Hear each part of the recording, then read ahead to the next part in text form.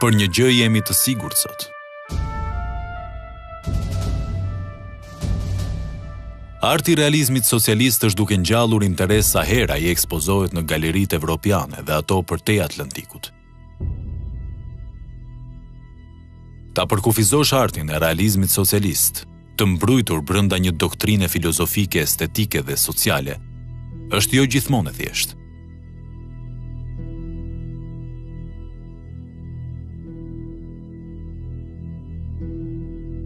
Nga studiues të ndryshëm ka pikpamje të ndryshme. Tablot në pikturë, por edhe veprat në skulpturë, të cilat jo të gjitha janë punë të arrira, mbeten interesante në disa raste për artin, e në disa raste për vlerën historike. Megjithatë, sidomos ky lloj arti vizual është përdorur thellësisht për të shpërndarë doktrinën komuniste. Elementi i propagandës mbetet thelbi i gjithë diktaturës në art. Kjo diktaturë krijoi artin e ri të propagandës komuniste. Se si do të vinte ai tek njeriu, kjo ishte një filozofi më vete. Zhveshja e artistit nga ndjesitë dhe futja e tij në një realitet kolektiv ishte metode që do të ndihmonte këtë sistem diktature për 50 vjet të kthente në mjetin e tij artin pamor.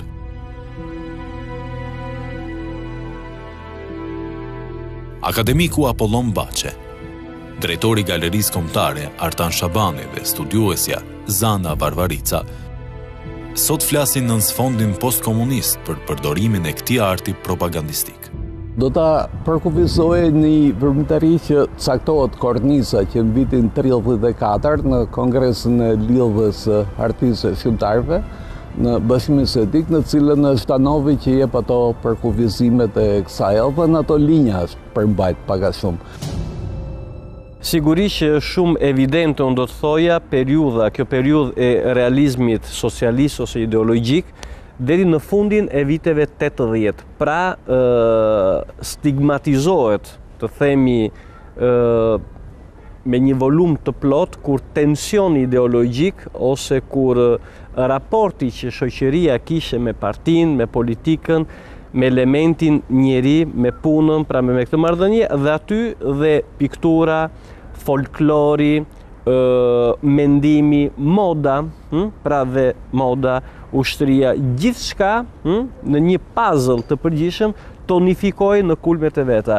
Në momentin që shfaqet Partitë Komuniste dhe dogmat, propaganda që ata kërkonin për ta quar, si thua, teorinë e tyre, ose idiomat e tyre, ose të gjithë sistemin e tyre tek masa, po e quaj tek populli, natyrisht do të shfrytëzonin artin. Studiuesi i artit, Arber Kadia, e sheh gjithashtu pikturën në realizmin socialist të përdorur dhe si mekanizëm pushteti. Çfarë është arti i realizmit socialist? Arti i realizmit socialist është një relike e bukur për të parë, pa ndonjë goditje të fortë emocionale tek shikuesi, pasi i përket veçantisë së saj, përveç faktit që është historik, është një moment historik që duhet parë si moment historik, dhe ndodhet brenda një kornize. Fillimet edhe në këtë rrymë ishin romantike, optimiste. Madje shumë personalitete artistike përkrahën dogmën komuniste.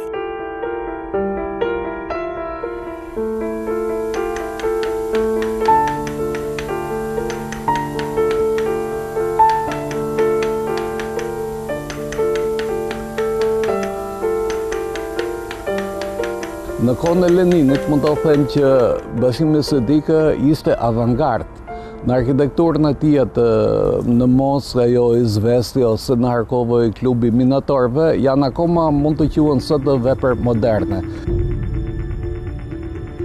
Trysnia e propagandës fillimisht do të hapte luftën e saj ndaj çdo personaliteti të lirë artistik.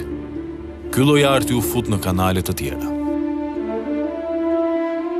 Ideologjia komuniste e çoi më tej krijimin e një bote të re, duke shëmbur përfundimisht të vjetrën. Në kohën që vjen Salini ndalon që tëra këta, edhe pasojat ishin në të këqija, për shembull në artet që janë më të ndihshme si poezia, Majakovski e Senini të dy kanë varar veten. Në fakt, propaganda nëpërmjet artit ishte domosdoshme për sistemin. Gati ishte vetmja rrugë që ilustrimi politik të ecte me shpejtësi më të madhe.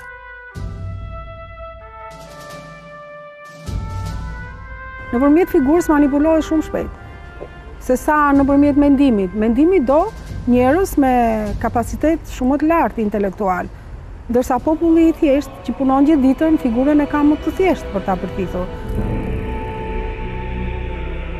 Arti u bëi domosdoshëm për pushtetin totalitar, njësoj si arti kishtar për përcjelljen e Biblës.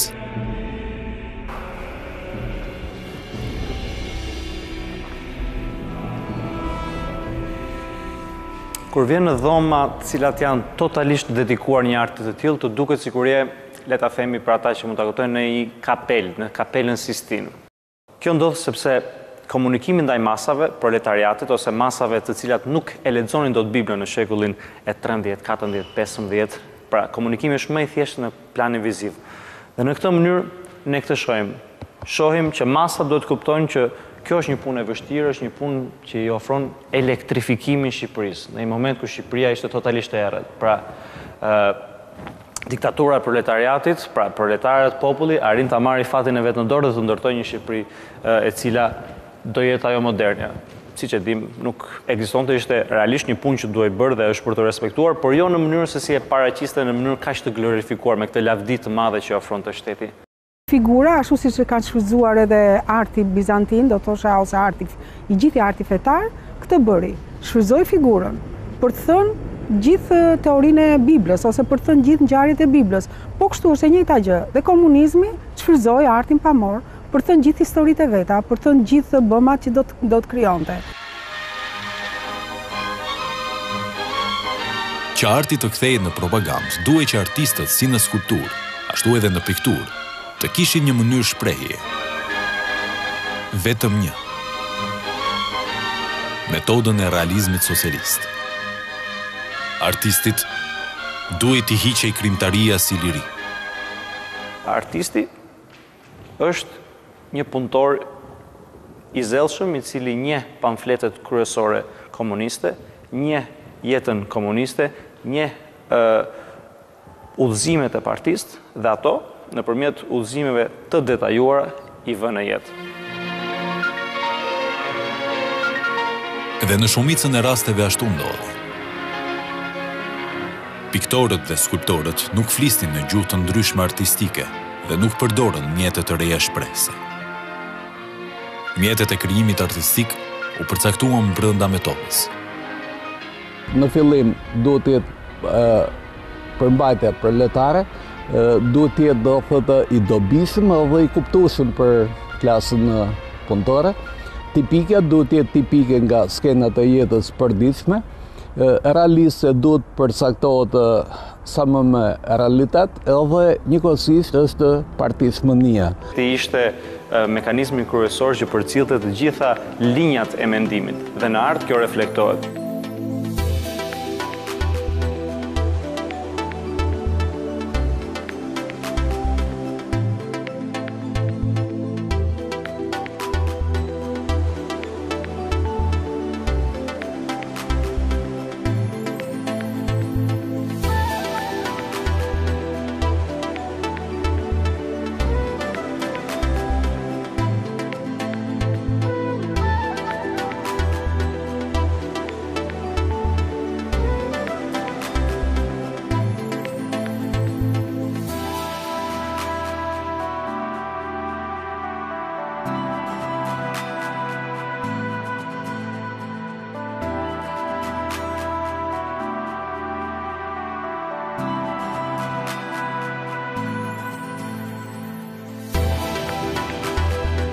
Në këtë pavion të Galerisë Kombëtare të Arteve në Tiranë, mbizotëron përdorimi së njëjtës teknik të shprehuri.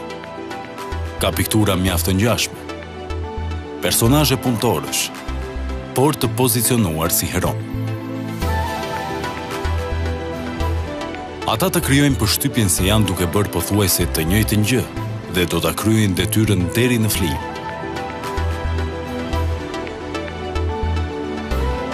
Kjo figurë punëtori ishte edhe në majën e propagandës socialiste.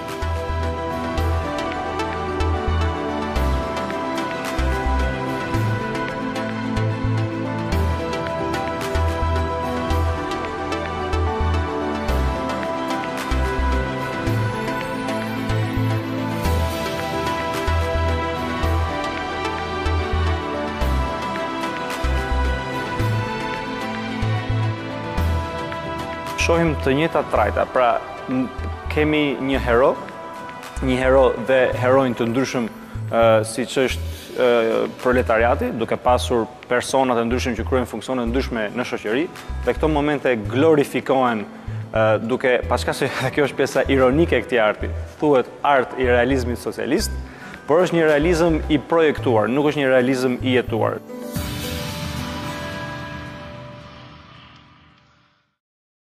Puna tashmë ka zënë vend të rëndësishëm në art. Por që arti të propagandonte më shumë, ajo duhej të mitizohej të kthehej në të vetmin qëllim.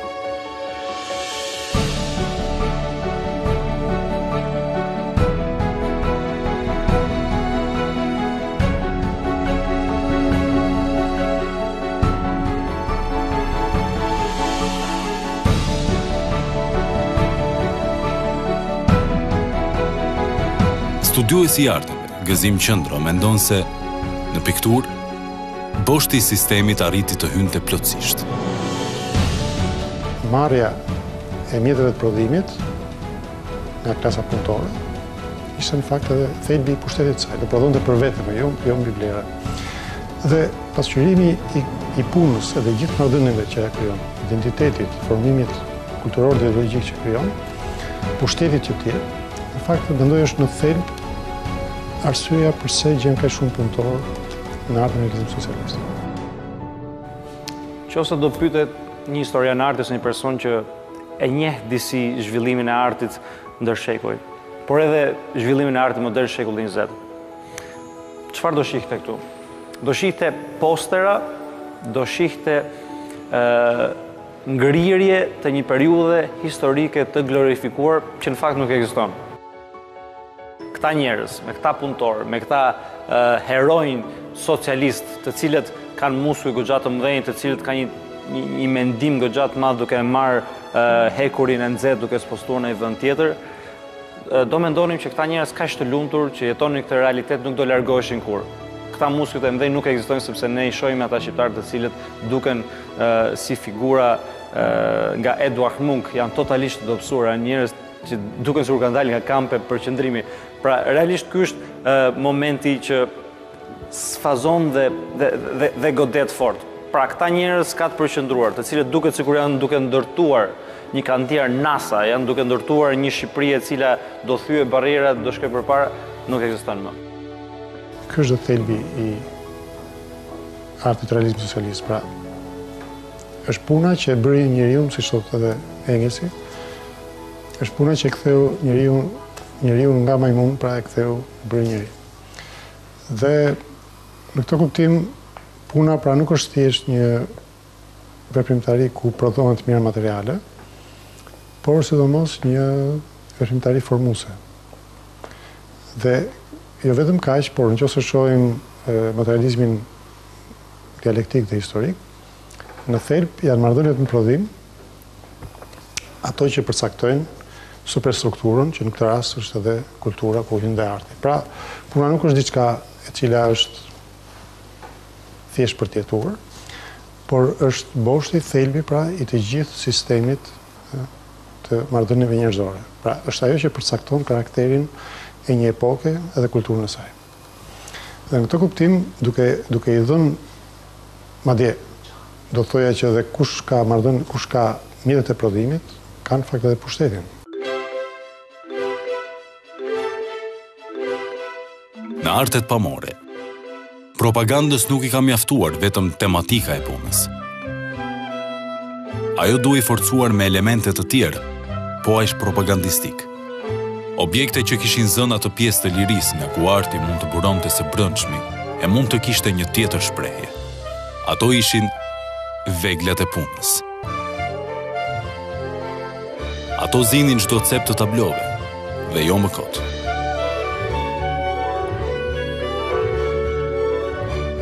Studiuesi Gëzim Qëndro ka një teori të tij për këtë. Ta duken shumë qartë që nuk janë punëtorë që po shlodhen. Nuk janë punëtorë që po presin të bëhet një proces teknologjik i caktuar dhe ata pastaj fillojnë të ndërhyjnë prapë me këto shufrat e gjata metalike. Ata po i mbajnë, të paktën për mendimin tim, po i mbajnë këto mjete pune si skeptër pushteti. Pra, nëse shohim për shkakun këtu, ky nuk po qëndron si dikush që po shlodhet, por ai po thotë që këtu Zot jam unë, mbreti studentari në Shqipëri jam unë, pra punëtori. Dhe ky ishte në fakt edhe thelbi i ideologjisë. Pra nuk është rastësisht. Punëtorët ishin, si thua, shtylla e gjithë pushtetit komunist, pavarësisht se pasaj po të hym hipokrizisë dhe propagandës, padyshim që kjo s'ishte fare vërtet, por në thelb punëtori të paktën teorikisht do të ishte Zot i vendit. Pra në thelb ky është një mbret që po mban një skeptër dhe ky skeptër lidhet pikërisht me punën. Puna do të shoqërohej me sloganin: në njërën dorë kazmën dhe në tjetrën pushkën. Ajo u propagandua më së miri në pikturë e skulpturë. Kemi pozicione qesharake të njerëzve duke punuar. Marrëdhënia me mjetet e punës është më e rëndësishme në këtë pikturë, sesa ajo mes individëve. Studiuesi Qëndro e komenton veglën e punës në dorën e proletariatit me një dimension të ri. Ajo i bën ata të duken si mbretër të sistemit.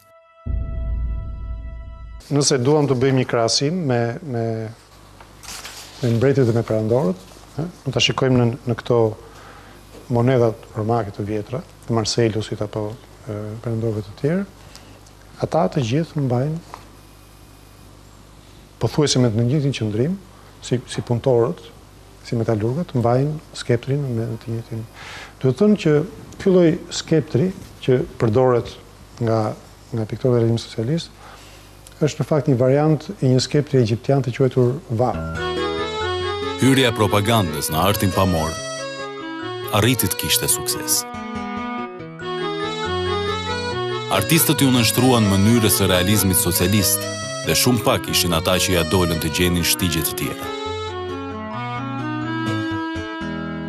Mjaft vetë gjetën në këtë kohë brenda këtij kuadri, e gjetën vetë në tyne. Nuk mund të them që Abdurrahim Buza është njeri pa vlerë. Abdurrahim Buza është original, është pa i që është artist në kuptimin e plot të fjalës, edhe nuk di që të ketë sot në një Abdurrahim Buz tjetër, megjithëse sot ka liri komplet, se cili mund të bëj ato gjëra që duhet bënte. Po kështu edhe në letërsi, më duket nuk ka më një Ismail tjetër, ose një Dirdero Agoll tjetër. Për artistët aktiv shqiptar, nuk e mohuan dhe nuk mundet se si të mos e pikturoni njeriu e ri, sepse ishte një nga temat kryesore, do të thosha, të pikturimit të kësaj figure, e cila gjendej për kudo.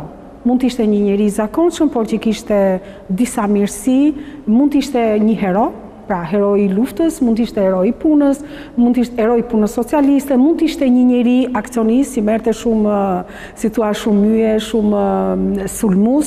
Është për mendimin tim shumë e qartë që dhe nuk kam asnjë dyshim që piktorët kanë pikturuar pikërisht këtë gjë. Në mënyrë të ndërgjegjshme ose jo, ky është diskutim tjetër, por lexohet fare qartë që ata kanë bërë një lexim të marksizm-leninizmit në një formë tjetër. Në këtë sallë të galerisë kombëtare kemi të ekspozuara veprat formaliste gjatë periudhës së artit të realizmit socialist. Ato i përkasin viteve 1969-1974, vite që kanë shënuar dhe shkëlqimin e pikturës në vend. Për fat keq, këto piktura vetëm sa janë realizuar, por nuk kanë komunikuar me publikun e tyre. Pas vitit 1974, këto vepra u zhdukën dhe nuk u ekspozuan.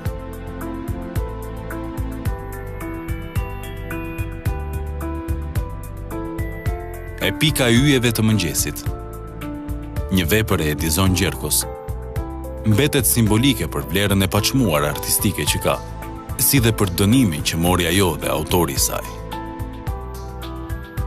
E konsideruar pesimiste, moderne, pa heronj, e me trajta formaliste, vepra do të zhdukej për vite me radhë dhe autori i saj në vitin 1975 do të burgosej në Spaç. Të njëjtin fat pati edhe piktura e Edi Ilës. Edhe kjo e realizuar në vitin 1971. Ajo paraqet një grup të rinj në aksion. Ata duket sikur vallëzojnë pranë pembe, të cilat autori guxoi të shihte me ngjyrën blu dhe të bardhë.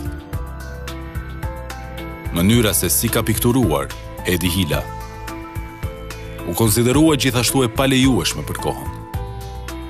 Trajtat e paqarta dhe subjekti pa përcaktuar bëri që kjo pikturë të kalonte në fondin e zi të galerisë. Edi Hila kishte futur në vepër ekspresivitetin e tij, gjë që ishte e palejueshme për një piktor të propagandës.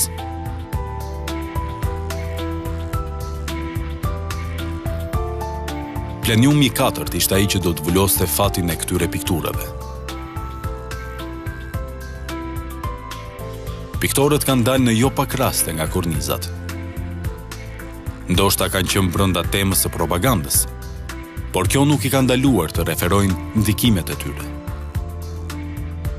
Piktura, Vajza në pultin e komandimit, Ellam Biblidos, një pikturë e vitit 1971, i përket pikërisht kohës kur gjithë krimtaria në këtë art pati një tjetër frymëzim. Tabloja ka prirje grafike, me linja të theksuara dhe e kursyer në ngjyra. Por ajo mbetet sa dinamike, aq dhe thjesht. Disa kritike krahasojnë atë me krijimet të pop artit amerikan të viteve 60-70.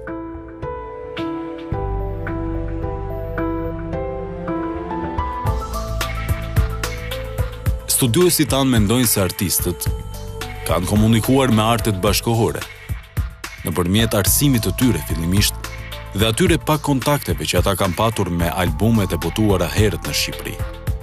Rreth viteve 70 në bibliotekën e universitetit ka qenë një fond që quhej Fondi i Zi, ose fondi i ndaluar, të themi, që në mënyrë shumë konfidenciale, shumë miqësore, unë do të thoje, dhe të rrezikshme në shpesher, disa artistë merrnin informacion nëpërmjet katalogëve që disponoheshin në këtë ambient që quhej Fondi i Zi. Pra, shikoni se çfarë ndodh përtej me tentativat e artit perëndimor, me fjalë, cilat janë rrymat, çfarë mode është, çfarë kërkesë ka, si funksionon merkato e artit, si funksionojnë linjat muzeale, galeritë private. Po ta vështrojmë në këtë kënd, në këtë mënyrë, zbulojmë që artistët shqiptar kanë studiuar në disa shkolla, të cilat ishin të gjitha shkollat të cilat merrnin referime nga shkollat më perëndimore. Ata kanë arritur të sjellin format moderniste në pikturë, dhe kjo duket qartë në këtë pavion. Ndikimi i artit bashkohor në pikturën e ndaluar është një ranë.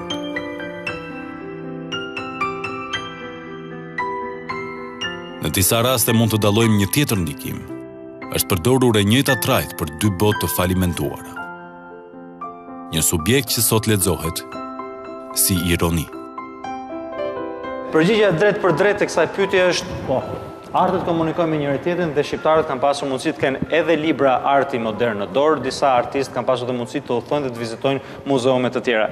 Çfarë është e çuditshme në piktura të ndryshme është që shohim reminiscenca nga e kaluara, siç mund të jetë procesionet e ndryshme, dhe këtu jemi para një pikture me aksionistë të cilët ngjanë me procesione nga Partenoni, me procesione ose një lloj udhëtimi të tillë nga Peter Bruegeli, 4 njerëzit e verbër, dhe pastaj me një pikturë të fillim shekullit të 20, ku John Sargent Singer bën një pikturë ku Ushtarët janë të verbër nga lufta e parë botërore, nga përdorimi i gazit dhe ata kanë humbur shikimin.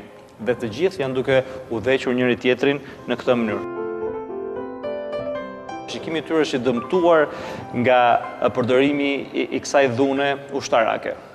Ironike këtu është që këta njerëz, këta aksionistë, janë të gjithë të lumtur dhe janë duke udhëhequr njëri tjetrin, po nuk janë të verbër. Ata kanë aftësim për të parë, por nuk shohin dot të realisht se çfarë po bëjnë.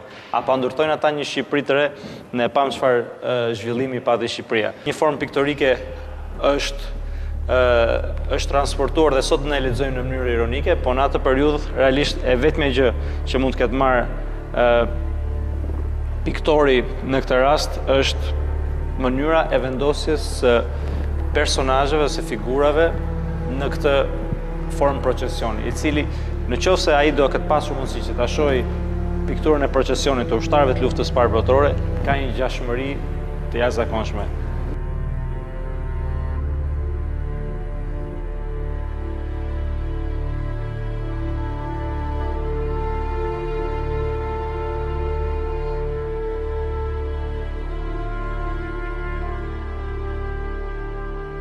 Përdorimi i artit si propagandë sjell një diskutim tjetër. Mjaft vepra rrezikojnë të klasifikohen në jo art. Ato thjesht konsiderohen disa postera propagandistike dhe asgjë më tepër.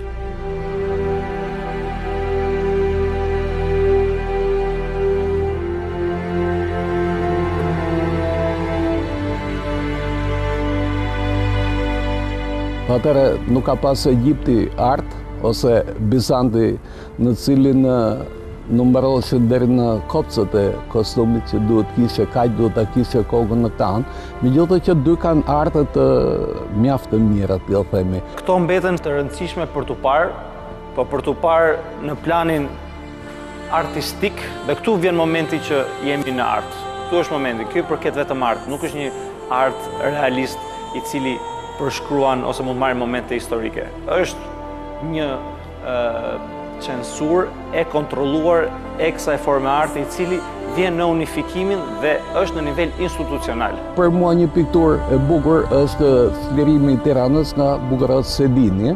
Është pak naive, një partizan që mban një fëmijë, ajo diku xhamia gjysmë e errëzuar, minarja e errëzuar, po ju ndjen, ai ka qenë partizan, ka qenë në luftë gjatë kësaj kohe. A është art? Natyrisht që është art, sepse gjithçka që del nga një artist është art. A konkuron ky art me një artist të lirë? Nuk e di. Galeria Kombëtare e Arteve në fondin e vet ka rreth 5.000 vepra arti. Sigurisht që nuk bëhet fjalë për 5.000 capolavoro, po që janë 5.000 vepra arti, nga e para deri tek e fundit, kanë vlerë, kanë jo thjesht një vlerë afektive, po kanë një vlerë artistike, kanë një vlerë të kohës, ka vlerë. A janë ato vepra të mirëfillta të një artit caktuar, siç kemi në historinë e artit botror, atëherë ngelet shumë për të diskutuar dhe ngrihen shumë pikpyetje dhe duhen shumë përgjigje.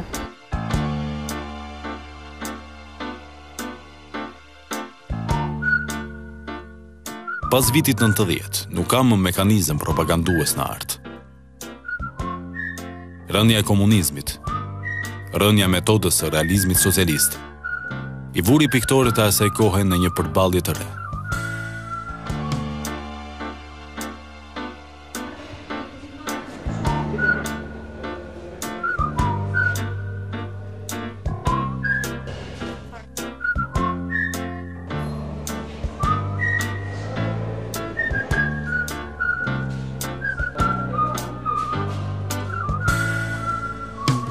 Unë kam idenë që jo gjithçka pritet me thikë. Problemet të cilat ne i kemi pas, vazhdojmë edhe i transmetojmë, po jo me të njëjtën forcë. I kalojmë tek një brez tjetër.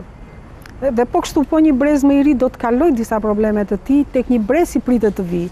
Realizmi nuk është e kaluara, është pjesë ne e përjetojmë në guston ton. Pra në guston ton, në shijen ton, estetikën ton të përditshme, ne jemi ende një produkt i një periudhe të jetuar më parë. Pas vitit 1990 është që kjo formë arti ndalon. Ndalon se një aksident i pastër, në të njëjtën mënyrë siç ndodh me njerëzit të cilët shkojnë në luftë, ka një thyrje ose një ndalim të menjëhershëm të diçkaje që je duke e bërë dhe pastaj kalon një realitet tjetër. Dhe ky formë arti është bllokuar nga artistët e tanishëm. Artistët e tanishëm nuk e njohin këtë lloj arti, nuk e konceptojnë dot sepse nuk ka lidhje. Realiteti që ne jetojmë është totalisht ndryshe dhe nëse do pikturoj në këtë lloj forme, do dukesh pak naiv.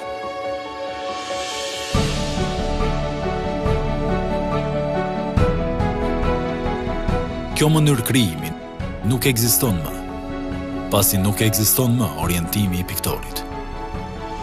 Veprat në galerinë kombëtare të arteve nuk janë nënshtruar ende një klasifikimi vlerash, por sidoqoftë, diskutimi për to vazhdon. Përdorimi i propagandës dhe vizatimi i saj me përpikmëri është një element që na ndihmon të kuptojmë atë kohë nëpërmjet artit.